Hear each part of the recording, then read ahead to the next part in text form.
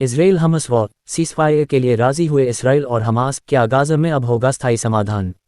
America और Qatar ने ऐलान किया है कि इसराइल और हमास गाज़ा में युद्ध रोकने के लिए सहमत हो गए हैं।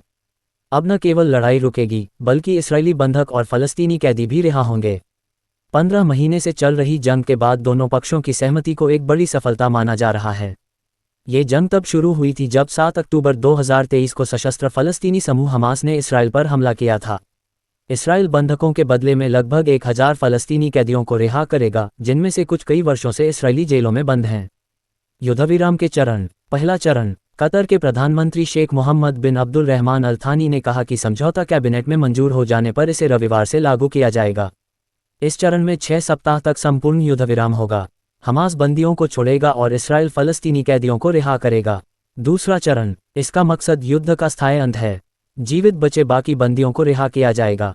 तीसरा चरण। इसमें गाज़ा का पुनर्निर्माण शामिल है, जो कई सालों तक चलेगा। इसराइल को हमास के कब्जे में मारे गए बंदियों के शव भी सौंपे जाएंगे। डील में शामिल नहीं। 1. क्या युद्ध हमेशा के लिए थमेगा? ये स्पष्ट नहीं है। इसराइल ने हमास को भारी नुकसान पहुंचाया है, लेकिन हमास के फिर से संगठित होने की क्षमता बनी हुई है।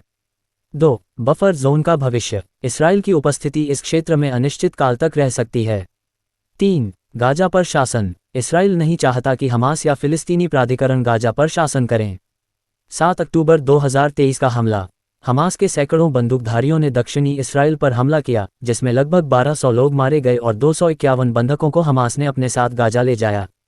इस हमले के बाद इसराइल ने गाज़ा पर समुद्र, हवा और ज़मीन से जवाबी कार्रवाई की, जिसमें 46,700 से अधिक लोग मारे गए, जिनमें अधिकांश आम नागरिक थे।